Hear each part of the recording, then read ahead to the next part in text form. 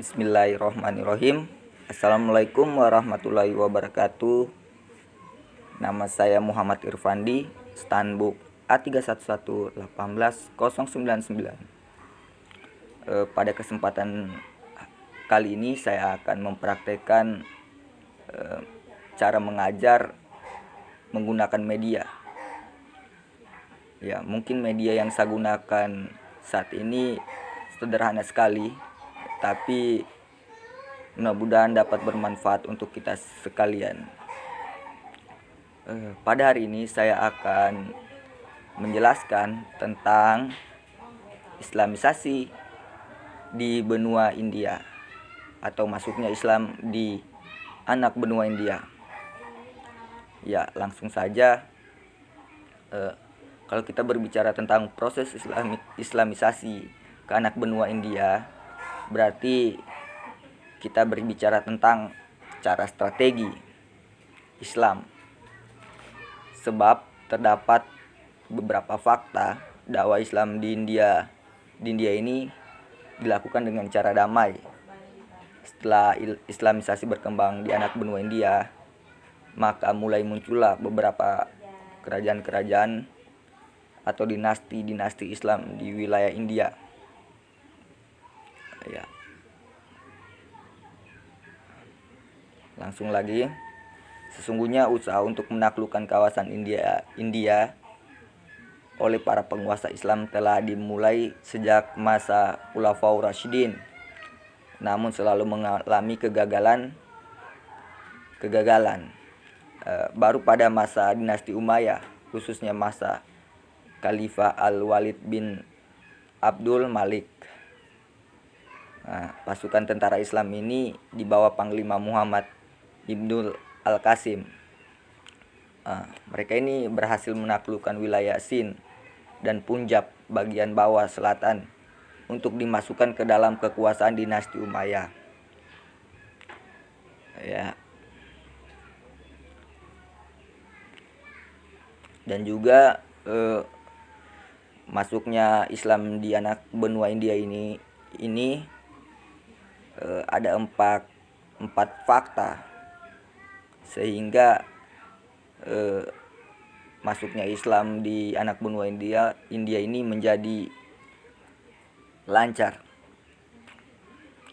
Ya, yaitu ada empat fakta cara yang dipakai untuk mengislamkan orang-orang di India pada masa itu. Yang pertama itu peran pedagang Arab. Ya, yang pertama itu. Karena apa?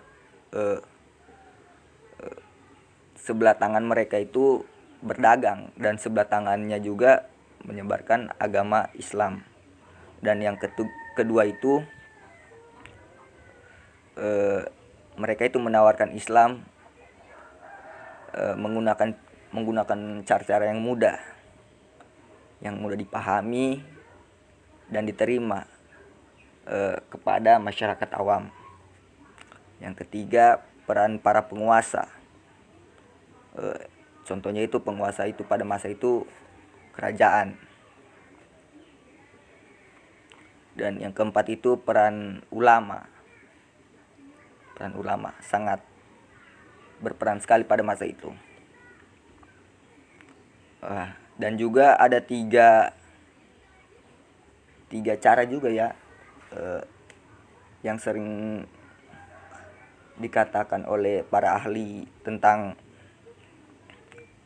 Islamisasi di anak benua India ini, yaitu dengan tiga cara.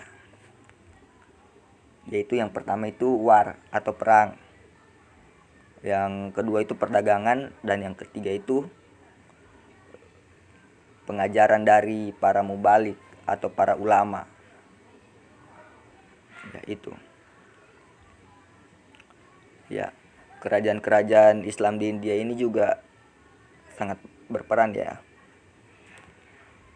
Nah, ini ada beberapa kerajaan yang ada di India, Kesultanan Delhi. Ada juga kerajaan Mughal. Ya, kita di sini lihat ya, kerajaan Mughal. Nah, ini kerajaan Mughal ini merupakan kelanjutan dari Kesultanan Delhi. Kerajaan Mughal juga merupakan kerajaan Islam terakhir di India hingga berganti dengan pemerintahan imperialisme Inggris, pemerintahan di sana. Ini ada beberapa raja-raja Mughal. Banyak sekali ya raja-raja Mughal. Nah, ini juga pengaruh Islam terhadap rakyat India. Pengaruhnya itu ada 6. Yang pertama itu dalam bidang politik. Yang kedua dalam bidang ekonomi. Yang ketiga dalam bidang sosial budaya. 4 kesenian.